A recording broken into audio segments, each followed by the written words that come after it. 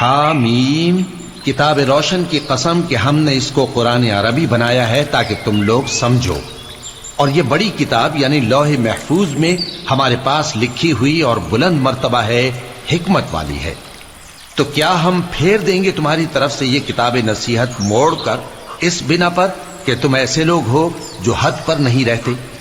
اور ہم نے پہلے لوگوں میں بھی بہت سے پیغمبر بھیجے تھے، اور جو پیغمبر بھی ان کے پاس آتا تھا تو وہ اس سے ضرور تمسخر کرتے تھے، تو جو ان میں سخت زور والے تھے ان کو ہم نے ہلاک کر دیا، اور پہلے لوگوں کی حالت گزر چکی۔ اور اگر تم ان سے پوچھو کہ آسمانوں اور زمین کو کس نے پیدا کیا ہے تو کہہ دیں گے کہ ان کو غالب اور علم والے اللہ نے پیدا کیا ہے،